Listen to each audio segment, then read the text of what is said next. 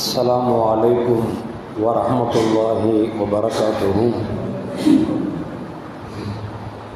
الحمد لله رب العالمين، والصلاة والسلام على أشرف المرسلين وعلى آله وأصحابه وأزواجه وذرياته وأهل بيته أجمعين. أما بعد، فقد قال الله تعالى في القرآن العظيم وفي الفرقان المجيد: أعوذ بالله من الشيطان الرجيم بفضل بسم الله الرحمن الرحيم. الله خالق كل شيء وهو على كل شيء وكيل. صدق الله العلي العظيم. قال نبينا محمد رسول الله صلى الله عليه وسلم: اللهم اغفر لي وارحمني وارزقني وعافني، أو كما قال عليه الصلاة والسلام. رضينا بالله ربا وبالإسلام دينا وبمحمد صلى الله عليه وسلم نبيا ورسولا. يا سيدي يا رسول الله، خذ بيدي قلت حيلتي أدركني يا شفيع المذنبين. اللهم صل وسلم على رسولك سيدنا ونبينا مولانا محمد وعلى آل سيدنا محمد وبارك وسلم عليه. எல்லாம் புகழும் புகழ்ச்சியும் உருவமற்ற ஏக இறைவனாம் அல்லாஹ் ஒருவனுக்கே உரித்தாக்கி அகிலத்தின் அருள்படையாக வந்துதித்த நமது உயிரிலும் மேலான கண்மணி முஹம்மது முஸ்தபா ரசூலுல்லாஹி ஸல்லல்லாஹு அலைஹி வஸல்லம் அவர்கள் மீது ஸலவாத்தும் சலாமும் கூறியவனாக என் உரையை துவங்குகிறேன். எல்லாம் வல்ல அல்லாஹு ஜல்ல ஜலாலுஹு எதை சொல்லவும் கேட்கும் வாய்ப்பளித்தானோ அதன்படி நடந்து நல்ல மூமின்களாக வாழ்ந்து இந்த உலகத்தை விட்டு பிரிகிற பொழுது லா இலாஹ இல்லல்லாஹ் முஹம்மது ரசூலுல்லாஹ் என்ற கலிமாவை மொழிந்து ஜன்னத்துல் ஃபிர்தௌஸை கண்ணால் கண்டு அகமகிழ்ந்து சிரித்த வண்ணமா மரணிக்கக்கூடிய நல்பாக்கியம் பெற்ற மக்களில் அல்லாஹ் நம்மை ஆக்கிக் கொள்வானாக. மரணித்தும் மரணிக்காத இறைநேசர்களின் கூட்டத்தில் அல்லாஹ் நம்மை ஆக்கியாள்வானாக. நாளை மறுமையிலே முத்து முஹம்மது ரசூலுல்லாஹி ஸல்லல்லாஹு அலைஹி வஸல்லம் அவர்களின் திருக்கரங்களால் ஹவுதுல் கௌசர் என்கிற தடாகத்தில் நீர் பருகி அன்னாரின் ஷஃபாத்தை பெற்று அன்னாரின் கரம் பிடித்து ஜன்னத்துல் ஃபிர்தௌஸ் என்ற உயர்ந்த சொர்க்கத்தில் அவர்கள் பணியாளர்களாக அல்லாஹ் நம்மை அங்கீகரித்துக் கொள்வானாக. எல்லாவற்றுக்கும் மேலாக இறை அன்பை பெற்று இறைவனை பார்த்து பரவசம் அடையக்கூடிய அவன் லிகாவையும் ரிலாவையும் பெற்ற மக்களில் அல்லாஹ் நம்மை ஆக்கி அருள்வானாக. அருமையான மூமின்களை, ஒரு மூமின் இன்னொரு மூமினை சந்தித்தால் துஆ செய்ய சொல்லி வேண்டுமாய் கண்மணி முஹம்மது ரசூலுல்லாஹி ஸல்லல்லாஹு அலைஹி வஸல்லம் கேட்டுக்கொள்ளுங்கள் என்று சொன்னார்கள். அதன் அடிப்படையில் ஒரு நல்ல மூமின் ஒரு மூமினை பார்த்தால் துஆ செய்யுங்கள் என்று சொல்லுவார்கள். எதற்கு துஆ செய்யுங்கள் என்று திருப்பி கேட்டு பாருங்கள், சொல்லுவார்கள் பரக்கத்திற்காக துஆ செய்யுங்கள் என்பார்கள். பரக்கத் என்றால் என்ன? மனிதனுக்கு எதுவெல்லாம் தேவையோ அனைத்துமே அது பரக்கத்து தான். உடல் ஆரோக்கியமாக இருந்தாலும் அல்லது வாழ்வாதாரத்திற்கு தேவையான உணவுகளாக இருந்தாலும் இருப்பிடங்களாக இருந்தாலும் மனிதனுக்கு எதுவெல்லாம் அத்தியாவசியமோ அனைத்துமே பரக்கத்துக்குள் அடக்கப்பட்டு விடும் என்பதை மேன்மக்கள் நமக்கு சொல்லி காட்டுகிறார்கள். அந்த அடிப்படையில் பார்க்கிற பொழுது பரக்கத்தில் ஒன்றுதான் ரிஸ்கும் உள்ளடங்குகிறது. அந்த ரிஸ்கை பார்த்து அல்லாஹ் சொல்லுகிறான்: வமாமின் தாபத்தின் ஃபில் அர்தி இல்லா அலல்லாஹி ரிஸ்குஹா.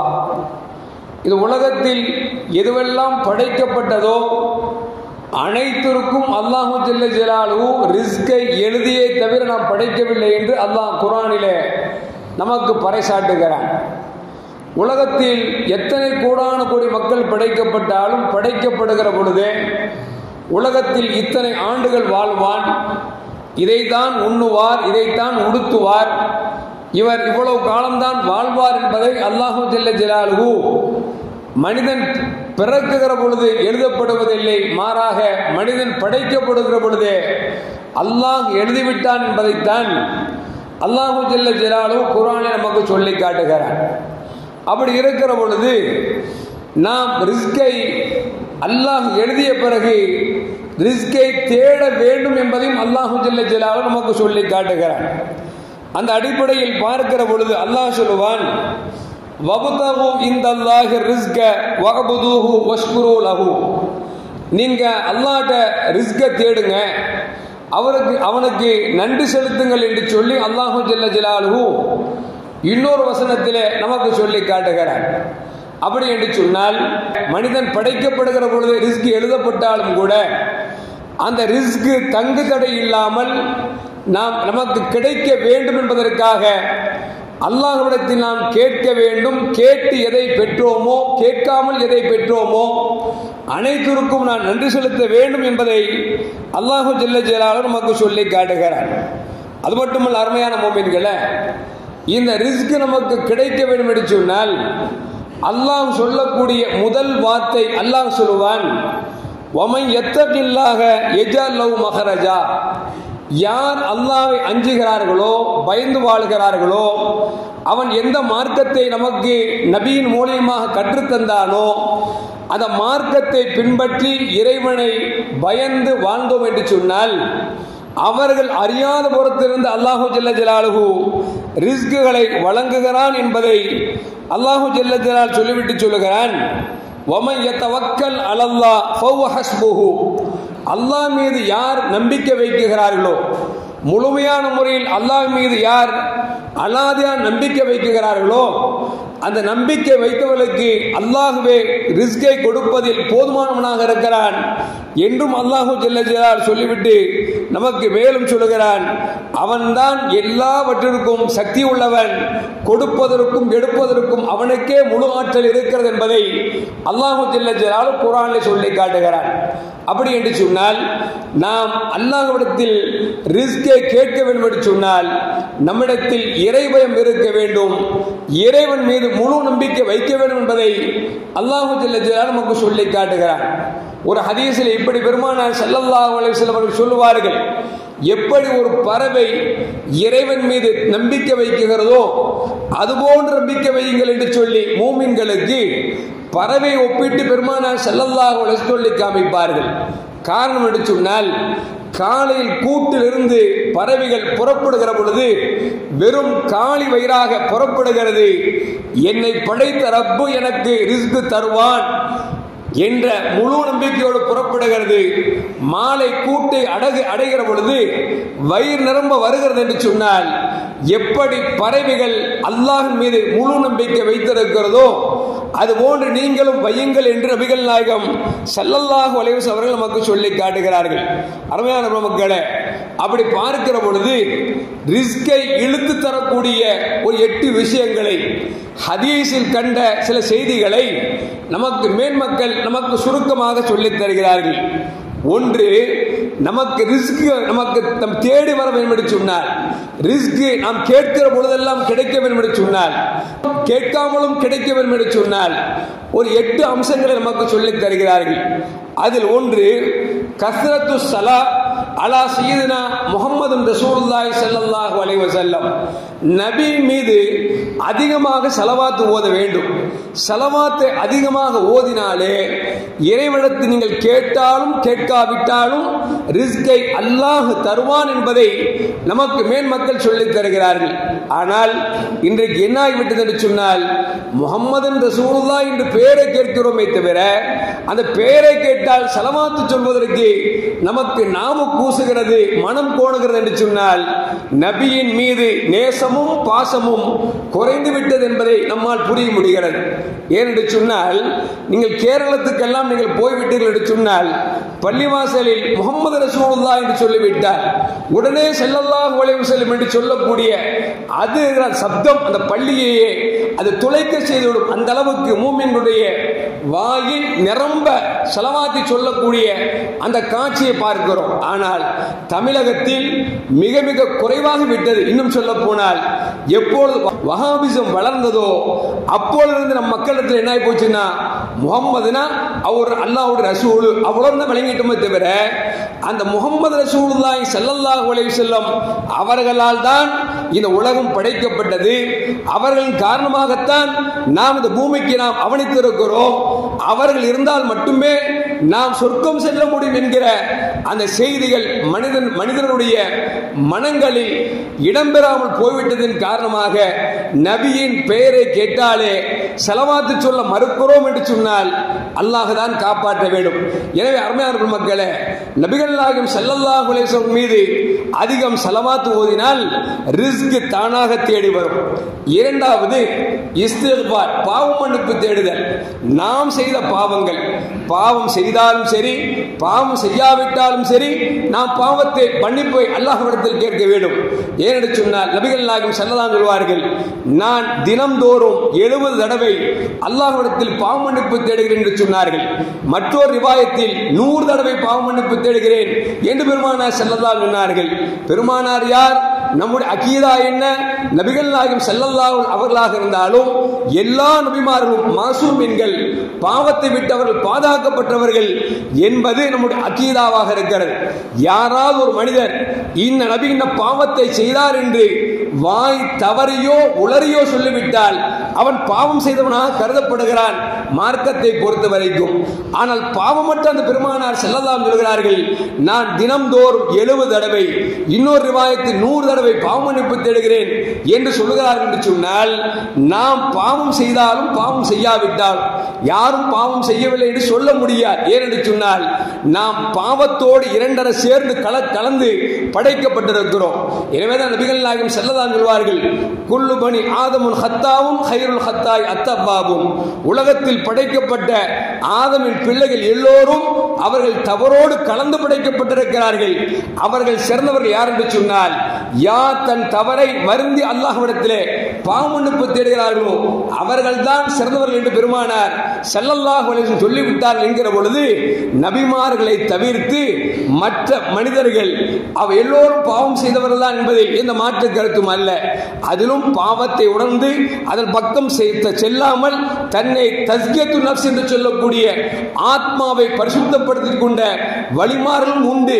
ஆனால் நம்மை போன்ற சராசரி மனிதர்களோ எல்லோருமே ஒன்று பார்வையால், செவியால், எந்த புலன்களால், ஏதாவது ஒரு புலன்களால் நாம் தவறுகள் செய்து கொண்டுதான் இருக்கிறோம். எனவே நாம் பாவ மன்னிப்பு தேடுவது அது நம் ரிஸ்கை கொண்டு வரும் என்பதை நபிகள் நாயகம் ஸல்லல்லாஹு அலைஹி வஸல்லம் சொல்லித் தருகிறார்கள். மூன்றாவது தவக்கல் அலல்லாஹ், அல்லாஹ் மீது நம்பிக்கை வைக்க வேண்டும்.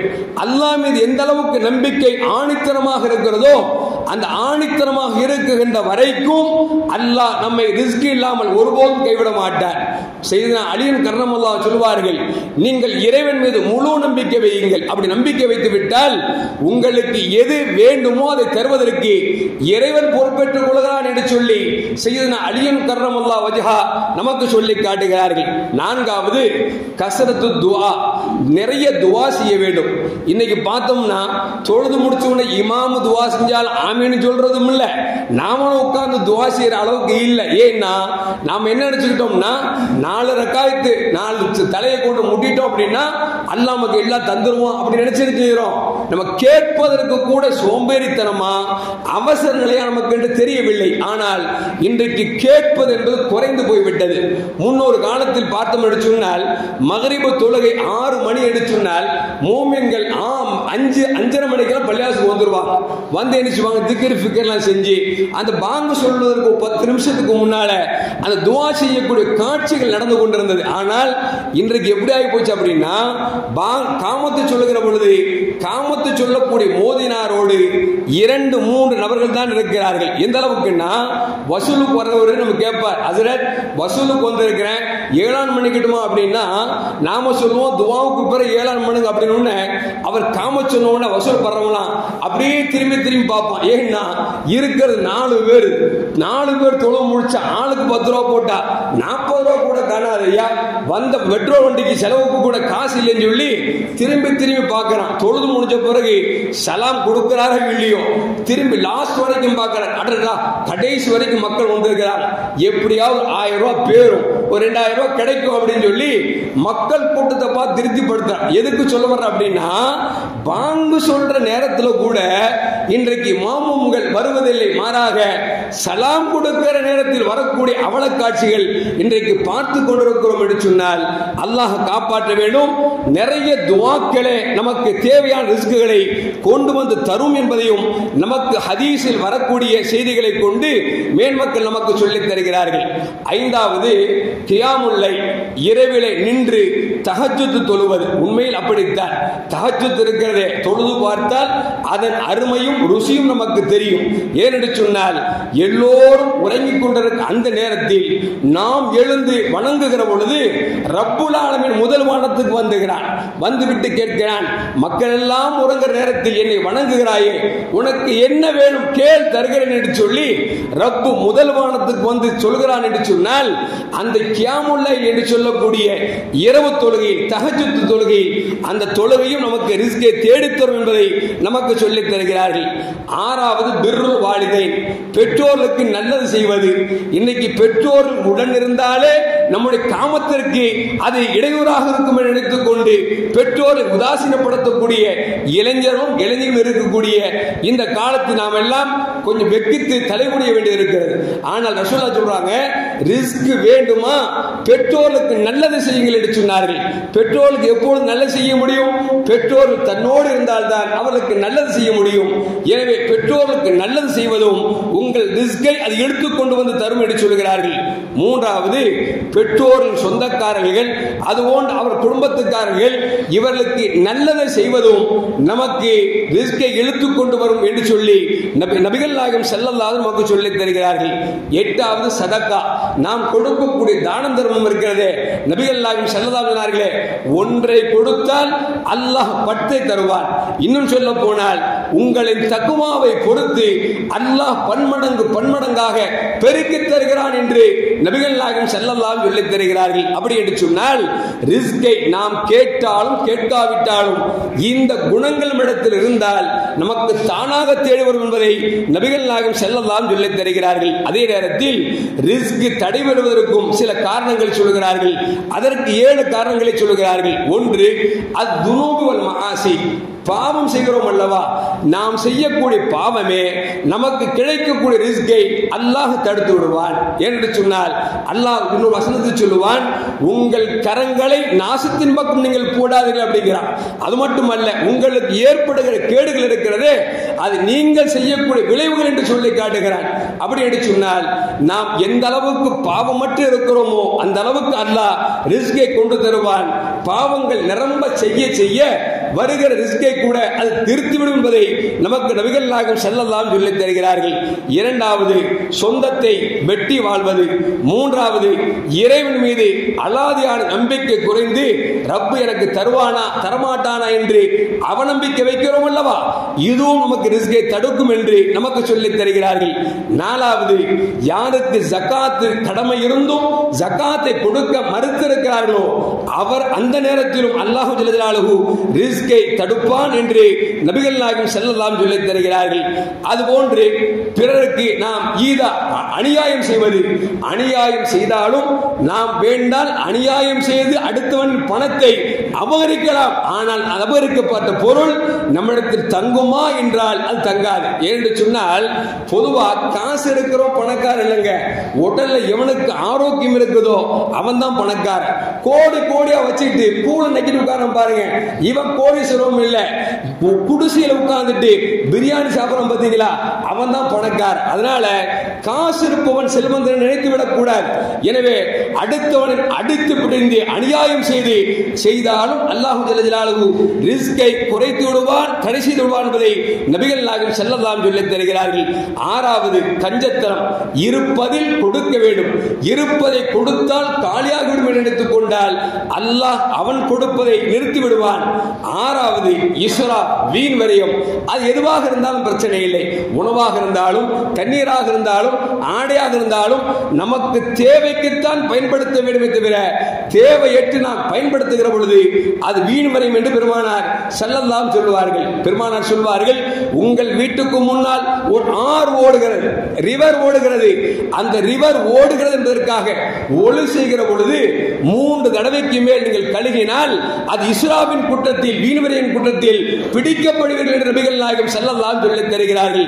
அப்படி என்று சொன்னால் ஒழு செய்வதற்கு, இறைவனை வணங்குவதற்கு ஒழு அவசியம்.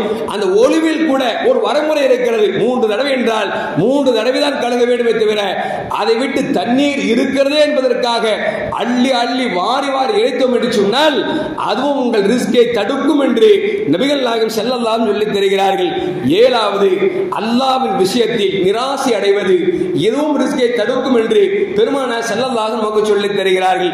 இப்படி பார்க்கிற பொழுது ரிஸ்கை கொண்டு வரக்கூடிய செய்திகள், செயல்பாடுகள் 8, ரிஸ்கை தடுக்கக்கூடியது 7 என்பதை நபிகள் நாயகம் ஸல்லல்லாஹு நமக்கு சொல்லித் தருகிறார்கள். அருமையான மக்களே, கண்மணி முஹம்மது ரசூலுல்லாஹி ஸல்லல்லாஹு உலகத்தில் எதற்கும் ஆசைப்படாதவர்கள். ஏனென்று சொன்னால் ஒவ்வொரு மலையே தங்கமாக்கி தருகிறேன் என்று சொல்லி இறைவன் கேட்ட பொழுதும் கூட ரப்பே ஒரு நாள் பசித்திருக்க வேண்டும், ஒரு நாள் புசிக்க வேண்டும் என்று அல்லாஹ்விடத்தில் கேட்டு வாங்கிக் கொண்டார்கள். வறுமை என்றால் அந்த பெருமானார் ஸல்லல்லாஹு துஆ கேட்கிற பொழுதெல்லாம் இப்படி துஆ கேட்பார்கள், அல்லாஹ் மக்ஃபிர்லி, ரப்பே என் பாவத்தை மன்னித்துக் கொள்வாயாக, வரஹம்னி என் மீது நீ இரக்கம் காட்டுவாயாக, வஆஃபினி எனக்கு ஆரோக்கியமான வாழ்க்கை தருவாயாக, வர்சுக்னி எனக்கு ரிஸ்கை தருவாயாக என்று சொல்லி நபிகள் நாயகம் ஸல்லல்லாஹு அலைஹி கேட்டார்கள். கேட்கவும் சொன்னார்கள். சொல்லிவிட்டு சொன்னார்கள், இந்த அனைத்து உங்களுக்கு கிடைத்து விட்டது என்று சொன்னால் இது இந்த உலகத்திற்கும் மறுமைக்கும் போதுமானது என்று நபிகள் நாயகம் ஸல்லல்லாஹு அலைஹி சொல்கிறார்கள் என்று சொன்னால், அருமையான பெருமக்களே, நாம் துஆ கேட்கிற பொழுது இந்த துஆவை மறந்து விடாமல் கேட்க வேண்டும். இறைவா என் பாவத்தை மன்னி, என் மீது இரக்கம் காட்டு, ஆரோக்கியமான வாழ்க்கையை தா, எனக்கு ரிஸ்கை விசாலமாக தா என்று சொல்லி கேட்க வேண்டும் என்பதை நபிகள் நாயகம் ஸல்லல்லாஹு அலைஹி நமக்கு சொல்லித் தருகிறார்கள். அதற்காக ரிஸ்கை தேட வேண்டுவதற்காக ஹராம் ஹலாலை கவனிக்காமல் தேடக்கூடாது. ஏனென்று சொன்னால் மார்க்கம் நமக்கு ஒரு வரையறை இருக்கிறது. அந்த வரையறைக்குள் தான் இருக்க வேண்டுமே தவிர வரையறை தாண்டி நாம் போனோம் என்று சொன்னால் நாம் எதை தேடினாலும் இறைவன் எதை நாடுகிறானோ அதைத்தான் கொடுப்பானே தவிர இறைவன் நாடாது நமக்கு கிடைக்காது என்பதை எந்த மாற்று கருத்தும் அல்ல. அபூ தர்தா ரலியல்லாஹு தஆலா அன்ஹு நபிகள் நாயகம் ஸல்லல்லாஹு அலைஹி வஸல்லம் சொல்கிறார்கள், இன்ன ரிஸ்க யத்லுபுல் அப்த கமா யத்லுபு அஜ்ருஹு. எப்படி ஒரு மனிதன் மரணத்தை யாரும் தேடுவதில்லை, அப்படித்தானே நடந்து கொண்டிருக்கிறோம். திடீரென்று பைக்குக்காரன் கொஞ்சம் உரசி விட்டு சென்று விட்டால் நல்ல வேளை அல்லாஹ் காப்பாத்தினா, கொஞ்ச நேரத்தில் ஒரு செகண்ட்ல ஒரு மயிர் அளவுல நான் செத்து போயிருப்பேன் அப்படின்னு பயப்படுறோமா இல்லையா? என்ன காரணம்? மரணம் வந்துவிடக் கூடாது என்று சொல்லிதான் ஒவ்வொரு மனிதனும் ஆசைப்படுகிறான். எப்படி மரணத்தை மனிதர்கள் தேடுவதில்லை, ஆனால் மரணம் அவனை தேடுகிறது. எப்படி மரணம் அவனை தேடுகிறதோ அது போன்றுதான் ரிஸ்கும் அவனை தேடுகிறது. நீங்கள் தேடாமல் மரணம் வருவது போன்று நீங்கள் ரிஸ்கை தேடாமல் இருந்தால் அல்லாஹ் கொடுப்பான். ஆனால் மனித வாழ்விற்கு நீ உழைக்க வேண்டும் என்று நமக்கு மார்க்கம் சொல்வதால் உழைக்கிறோமே தவிர உழைக்காத மனிதன் உண்ணாமல் செத்து போகிறார்களா? இல்லை என்பதில் இந்த மாற்று கருத்தும் அல்ல. எனவே இரணமும் மரணமும் ஒன்று. எப்படி மரணத்தை தேடுவது, மரணத்தை நாம் தேடுவதில்லை, மரணம் நம்மை தேடுகிறதோ அதுபோன்ற ரிஸ்க் நம்மை தேடிக்கொண்டிருக்கிறது. தேடுகிற நேரத்தில் நாம் தேடி போகிற பொழுது என்ன கிடைக்க வேண்டுமோ அது நமக்கு கிடைக்கும் என்பதை நபிகள் நாயகம் ஸல்லல்லாஹு அலைஹி நமக்கு சொல்லித் தருகிறார்கள். அருமையான மக்களே, ஜாபிர் ரலியல்லாஹு தஆலா செய்தி அறிவிக்கிறார்கள், அவுஃப் இப்னு மாலிக் அஸ்ஜாயி என்று சொல்லக்கூடிய ஒரு சஹாபி நபிகள் நாயகம் ஸல்லல்லாஹு அலைஹி வஸல்லம் மணக்கவலியோடு வருகிறார்கள், முகம் சோர்ந்து வருகிறார்கள். நபிகள் நாயகம் ஸல்லல்லாஹு அலைஹி கேட்டாங்க, என்ன ஆச்சு அப்படின்னாங்க. யா ரசூலுல்லாஹ், என் மகனை காபிர்கள் முஷ்ரிக்குகள் கடத்தி சென்று விட்டார்கள், எங்கே இருக்கிறார் என்று தெரியவில்லை வென்ற பொழுது பெருமானார் ஸல்லல்லாஹு அலைஹி சொன்னாங்க, இஸ்பி, கொஞ்சம் பொறுமையா இருங்க அப்படின்னு சொல்லி நபிகள் நாயகம் ஸல்லல்லாஹு அலைஹி சொல்றாங்க, நீங்க வீட்டுக்கு போய் நீங்களும் உங்க மனைவியும் லா ஹவ்ல வலா குவத்த இல்லா பில்லாஹ் என்கிற இந்த கலிமாவை அதிகம் ஓதி வாருங்கள் என்று சொல்ல, இதை கேட்டுக்கொண்டு சஹாபி வீட்டுக்கு வந்தார்கள். மனைவிட்டு போய் சொன்னாங்க, அம்மா நான் ரசூலுல்லாஹ்ட்ட போனேன், என் மகனை காணான்னு சொல்லி பதபதைத்து சொன்னேன். நபிகள் நாயகம் ஸல்லல்லாஹு சொன்னாங்க, கொஞ்சம் பொறுமையா இரு, அவசரப்படாத, நீ வீட்டுக்கு போய் நீயும் மனைவியும் லா ஹவ்ல வலா குவத்த இல்லா பில்லாஹ் என்கிற கலிமாவை ஓத சொன்னார்கள் என்று சொன்ன பொழுது சஹாபிகள் அல்லவா, வஹாபிகள் இல்லையே, நபி சொன்ன உடனே உட்கார்ந்தார்கள். லா ஹவ்ல வலா குவத்த இல்லா பில்லாஹ், லா ஹவ்ல வலா குவத்த இல்லா பில்லாஹ் என்கிற கலிமாவை திரும்ப திரும்ப சொல்லிக் கொண்டிருக்கிறார்கள். சற்று நேரத்தில் கதவு சத்தம் அடிக்கிற சத்தம் கேட்கிறது. தாயும் தந்தையும் பதபதைத்து என் மகனாக இருப்பானோ என்று கதவை திறந்து பார்த்தால் உண்மையில் அப்படியே மகன் வந்து நிற்கிறார். ஆச்சரியம் என்ன தெரியுமா? அவரை பின்தொடர்ந்து கிட்டத்தட்ட 4000 ஆடுகள் மந்தைகள் அப்படி பின்னால் வாசல் நின்று கொண்டிருக்கிறது. தந்தை கேட்கிறார், என் அருமை மகனே, நீ மட்டும் வருவதற்கு பதிலாக 4000 ஆட்டை கொண்டு வந்திருக்கிறாயே என்ன என்று கேட்கிற பொழுது அவர் சொல்லுகிறார், என்னை கடத்தி சென்றவர்கள் என்னை சிறைபிடித்து ஆட்டு மந்தையில் வைத்திருந்தார்கள். என்னுடைய கடத்தி சென்றவன் உறங்கிக் கொண்டிருக்கிற பொழுது நான் எழுந்து தெரியாமல் தப்பித்து வந்தேன். என்னோடு சில நாட்கள் பழகிய இந்த ஆடுகளும் நான் ஓடி வருவதை பார்த்துவிட்டு பின்னாலே வந்து விட்டது என்று சொன்ன பொழுது அந்த சஹாபி பாருங்களேன், நம்ம மகன் மட்டும் தான் எனக்கு தேவை, 4000 ஆடு வந்திருக்க லாபமாச்சு அப்படின்னு சந்தோஷப்படல, மனசுக்குள்ள வருத்தப்படுறாங்க. இந்த 4000 ஆடு வந்திருக்குது, இது நமக்கு ஹலாலா ஹராமான்னு தெரியலையே அப்படின்னு சொல்லிட்டு நபிகிட்ட போறாங்க. யார சொல்லலாம், நீங்கள் சொன்னது ஒன்று, நானும் என் மனைவியும் நாங்கள் லா ஹவ்ல வலா குவத்த இல்லா பில்லா என்கிற கலிமாவை ஓதிக்கொண்டே இருந்தோம். சற்று நேரத்தில் சப்தம் கேட்டது, திறந்து பார்த்தால் நான் ஈன்றெடுத்த ஈரக்கொலை என் மகன் கண்ணுக்கு முன்னால் நிற்கிறான். ஆச்சரியம் என்ன தெரியுமா? பின்னால் பார்த்தால் 4000 ஆடுகள் இருக்கிறது. யார சொல்லலாம், இந்த ஆடுகளை என்ன செய்வது என்று கேட்ட பொழுது நபிகள் நாயகம் ஸல்லல்லாஹு அலைஹி சொன்னார்கள், அது அல்லாஹ் உனக்கு கொடுத்த ரிஸ்க், நீ வைத்துக்கொள், நீ என்ன வேண்டாலும் செய்து கொள், யாருக்கும் பங்கிட்டு கொடுக்க வேண்டும் என்றால் பங்கிட்டு கொடுத்துக்கொள், இல்லை நீனே வைத்துக் கொண்டால் வைத்துக்கொள் என்று நபிகள் நாயகம் ஸல்லல்லாஹு அலைஹி அவர்கள் சொன்னார்கள் என்று சொன்னால், அருமையான மக்களே, அல்லாஹ் மீது அலாதியான நம்பிக்கை வைக்கிற பொழுது ரப்புல் ஆலமீன் யாரையும் கைவிட மாட்டான் என்பதை இந்த செய்தி நமக்கு சொல்லி காட்டுகிறது. அது மட்டுமல்ல, அருமையான முஃமின்களே, அபூதர் ரலியல்லாஹு தஆலா அன்ஹு அவர்களிடத்தில் ரசூலுல்லாஹி ஸல்லல்லாஹு அலைஹி சொன்னாங்க, அபூதர் அவர்களே, உலகத்தில் இருக்கக்கூடிய எல்லா மக்களும் ஒரு செய்தியை பற்றி பிடித்துக் கொண்டால் அவர்களுக்கு அல்லாஹ் எல்லாவற்றுக்கும் போதுமானவனாக இருக்கிறான் என்கிற செய்தியை திரும்ப திரும்ப சொல்கிறார்கள். எந்த அளவுக்கு சொன்னா, ரசூலுல்லாஹ் சொல்ல சொல்ல அபூதர் ரலியல்லாஹு தஆலா சின்ன தூக்கம் வந்துருச்சு, அசந்துட்டாங்க. அசந்த உடனே ரசூலுல்லாஹ் கேட்கிறாங்க, அப்படி என்ன அபூதர் தூங்கிட்டு இருக்கீங்க அப்படின்னு உடனே, யார சொல்லலாம், இல்ல கொஞ்சம் சொல்லுங்களேன் அப்படின்னு உடனே, ஒருவேளை உங்களை மதீனாவிலிருந்து வெளியேற்றப்பட்டால் என்ன செய்வீங்க அப்படின்னு உடனே அபூதர் சொன்னாங்களாம், நான் மக்காவின் புறாவாக மாறிவிடுவேன். அதாவது புறா நிச்சயம் ஆங்காங்க ரிஸ்க் தேடுமா இல்லையா, அந்த மாதிரி ரிஸ்கை தேடுவேன் என்று சொன்ன பொழுது, அங்கிருந்து உங்களை வெளியேற்றப்பட்டு ஷாமுக்கு நீங்கள் வெளியேற்றப்பட்டால் என்ன செய்வீர்கள் என்று சொல்கிற பொழுது, அதே காரியத்தை செய்வேன். ஒருவேளை நீங்கள் முக்கத்தஸ் இருக்கக்கூடிய அந்த பூமிக்கு நீங்கள் துரத்தப்பட்டால் என்ன செய்வீர்கள், நான் உழைத்து வாழ்வேன் என்று சொன்ன பொழுது நபிகள் நாயகம் ஸல்லல்லாஹு அலைஹி கேட்கிறாங்க, ஒருவேளை பைத்துல் மக்தஸிலிருந்து நீங்கள் வெளியேற்றப்பட்டால் என்ன செய்வீர்கள் என்று சொன்ன பொழுது வாளை தூக்கி அக்குள் சொருகி சொன்னார்கள், உண்மையில் உங்களை ரசூலாக அனுப்பி அல்லாஹ்வின் சத்தியமாக இந்த வாள் அப்பொழுது பேசும் என்று சொல்லி அபூதர் ரலியல்லாஹு தஆலா அவர்கள் சொன்னார்கள் என்ற செய்தியை வரலாற்றில் பதிவு செய்யப்படுகிறது என்று சொன்னால், அருமையான முஃமின்களே, இன்றைக்கு பைத்துல் மக்தஸில் இருக்கக்கூடிய மக்கள் இருக்கிற இருப்பிடத்தை விட்டுவிட்டு இன்றைக்கு உணவில்லாமல் காய்ந்து கொண்டிருக்கிறார்கள். குழந்தைகள் எல்லாம் பாலுக்காக ஏங்கிக் கொண்டிருக்கிறார்கள். ஒரு தாயிடத்தில் குழந்தை அழுகிறது என்று சொன்னால், அம்மா பசிக்கிறது என்று சொன்னால், தாய் தனக்கு இருக்கக்கூடிய உணவை கொடுத்து அழகு பார்க்கக்கூடியவள். ஆனால் தாயிடத்தில் அவரிடத்தில் அல்லாஹ் கொடுத்த இயற்கை பால் வருவதில்லை, வாங்குவதற்கு பொருளாதாரம் இல்லை, வாங்குவதற்கு பொருளும் இல்லை என்று சொன்னால், அந்த தாயின் சூழ்நிலை கொஞ்சம் யோசித்து பாருங்களேன். நான் கூட நேற்று கூட நண்பர்கிட்ட சொல்லிட்டு இருந்தேன், ஏதாவது நம்ம குழந்தைங்க அத்தா இதை வாங்கித்தான் கேட்டு அது இங்க கூட்டு போன்னு சொல்லி நம்மளால வாங்கி கூட்டு போன்னு வச்சுங்களேன், மனசுக்குள்ள பேசுது, என்னடா ஒரு புள்ள கேட்டதை வாங்கி கொடுக்கக்கூடிய திராணி கூட உனக்கு இல்லையே என்று சொல்லி என் மனது பேசுகிறது என்று சொல்லி நான் வருத்தப்பட்டு நேற்று ஒரு நண்பர்கிட்ட பேசிட்டு இருந்தேன். அப்படி என்று சொன்னால், அந்த பலஸ்தீன மக்கள் உண்ணுவதற்கு உணவு இல்லாமல் தாய் இந்த இடத்தில், அப்பா எனக்கு சோறு தாய் என்று கேட்கிறது, அம்மா எனக்கு பசிக்கிறது பால் தாய் என்று கேட்கிறது. ஆனால் கொடுப்பதற்கு ஒன்றும் இல்லையே, தாய் எதை சொல்லி அவர் சமாளிப்பார்? அப்படிப்பட்ட ஒரு கட்டத்தில் அவர்கள் இன்றைக்கு இருக்கிறார்கள் என்று சொன்னால், அல்லாஹ் அக்பர். அன்றைக்கு அபூதர் ரலியல்லாஹு தஆலா பெருமானார் ஸல்லல்லாஹு அலைஹி சொன்னார்களே, ஒருவேளை பைத்துல் மக்தஸ் வெளியேற்றப்பட்டால் என்ன செய்வீர்கள் என்று சொல்கிற பொழுது வாளை தூக்கி அக்குள் சொருவிக் கொண்டு இந்த வாள் பேசும் என்று சொன்னார்களே, அது போன்றுதான் இன்னைக்கு பைத்துல் மக்தஸை விட்டு வெளியேற்றப்பட வேண்டும் என்று சொன்ன மக்கள் இஸ்ரேலுடைய மக்களால் யூதர்களால் துன்புறுத்தப்படுகிற பொழுது நாங்கள் நாட்டை விட்டு வெளியேற மாட்டோம் என்று சொல்லி தங்கள் உயிர்களை நீத்துக் கொண்டிருக்கிறார்கள்.